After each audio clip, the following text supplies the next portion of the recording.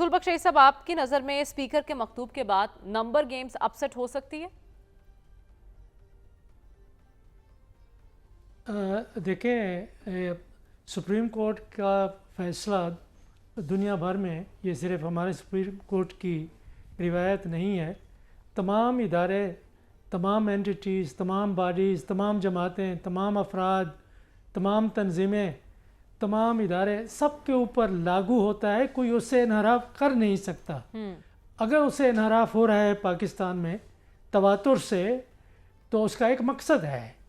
وہ مقصد یہ ہے کہ سپریم کورٹ کو یہ بتایا جا رہا ہے کہ آپ کے پاس انتظامی اختیارات تو نہیں ہے، وہ تو ہمارے پاس ہیں اور ہم نہیں کرتے.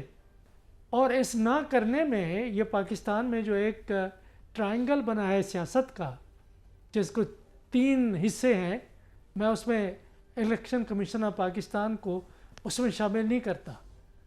اس میں شامل کرتا ہوں صرف 3 افراد کو، اور ان کے نام لینے کی ضرورت نہیں ہے.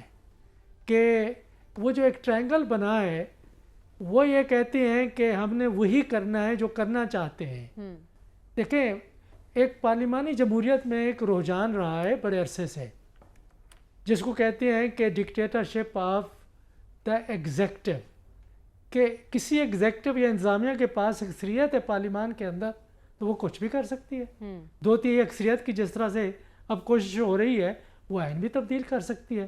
تو رکاوٹ کیا ہے اس پارلیمانی نظام میں؟ جہاں چیکس اینڈ بیلنسز ہیں امریکی صدارتی نظام میں، پارلی نظام میں روایات ہیں جو برطانیہ میں بہت مضبوط ہیں، لیکن ہندوستان اور پاکستان میں نہیں ہے. ٹھیک.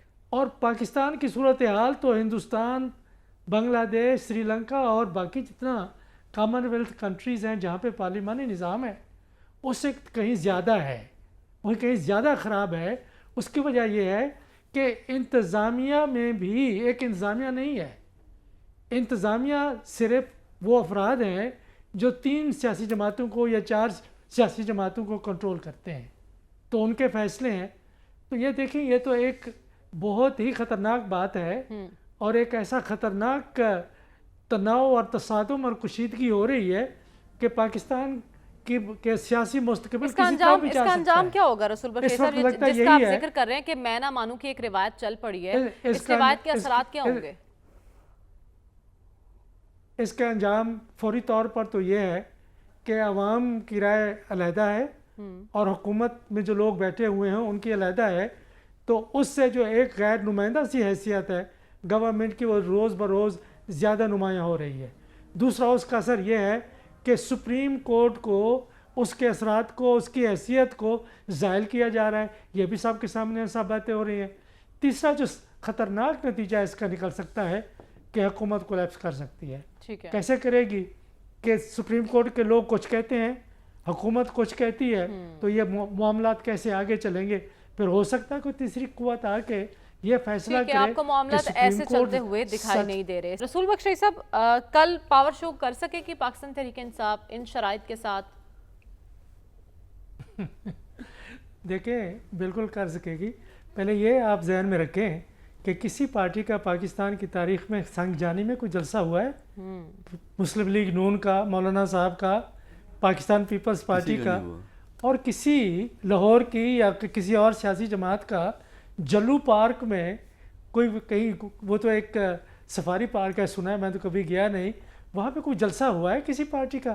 کہ آپ شہر سے نکال کے اور پارٹی کو کہیں کہ جا کے آپ چھانگا مانگا کریں، جا کے آپ بھائی پھیرو کریں، جا کے پھول نگر کریں، جا کے آپ فلاں جگہ پہ کریں، آپ شہر میں نہیں کر سکتے. لوگوں کے لیے مشکل ہوگا کہ جاتے ہیں یا نہیں جاتے ہیں. لیکن یہ ہے کہ یہ جو روایت ہے کہ اس بندوبستی جمہوریت کی، وہ اتنا خطرناک ہے کہ اگر ایک دن وہ جو اس وقت معتوب ہے وہ اس پوزیشن میں ہوں کہ جس طرح آج کی اتحادی حکومت ہے، اور یہ جو 3 خاندان ہیں اور دوسرے لوگ، وہ اگر حزب اختلاف میں ہوں تو ان کے جلسے تو پھر میرے خیال میں ایک ٹیکسلا میں ہوگا، ایک وہاں جا کے میرا خیال میں کہیں لاہور کے باہر شیخو پورہ ہوگا، لاہور میں آپ شیخو پورہ کے نزدیک جا کے وہاں پہ کر سکتے ہیں. دوسری بات جو کہی جا رہی ہے کہ دیکھیں جی، یہ باتیں بڑی خطرناک کرتے ہیں. دیکھیں خطرناک باتیں آپ کو سننی پڑیں گی کہ خطرناک حالات آپ نے پیدا کیے ہیں. آپ اگر خطرناک پیداوار کی خطرناک حالات کی پیداوار یہ اتحادی حکومت ہے تو لوگوں کی باتیں سنیں. اگر نہیں سنیں گے، عسکری صاحب نے بڑی اچھی بات کی ہے کہ یہ جلسے جلوس بھڑاس نکالنے کے لیے ہوتے ہیں، لوگوں کی بھڑاس نہیں نکلتی. اور اگر ہم نے پاکستان میں تھوڑا بہت جمہوریت کو بچایا ہے تو اس میں کچھ سیفٹی ویلو تھے. سیفٹی ویلو یہ تھے کہ جی چھوٹے موٹے الیکشن بھی ہو رہے ہیں، سیاسی جماعتیں بھی ہیں، میڈیا پہ کنٹرول ہے نہیں بھی ہے، آپ بات کر رہی ہیں نہیں بھی کر سکتے. لیکن وہ حکومت کی بات سن لی جائے تو وہ اس وقت کی مثال دیتے ہیں جب خان صاحب اقتدار میں تھے اور ساری اپوزیشن دیوار سے لگی ہوئی تھی. وہ کہتے تھے سیٹ جنہوں نے کرسیاں دی ان پہ بھی ساری نہیں لگی ہوئی تھی، صحیح نہیں تھی، صحیح نہیں لگی ہوئی تھی. کتنا لگی ہوئی تھی؟ کن کے؟ اچھا سب سے زیادہ مقدمات تو تحریک انصاف کے زمانے میں نہیں بنے تھے، یا مسلم لیگ نون کے بنے تھے، یا پاکستان پیپلز پارٹی کے زمانے میں بنے تھے، یا مشرف کے زمانے میں بنے تھے. تحریک انصاف نے کون سے نئے مقدمات بنائے تھے؟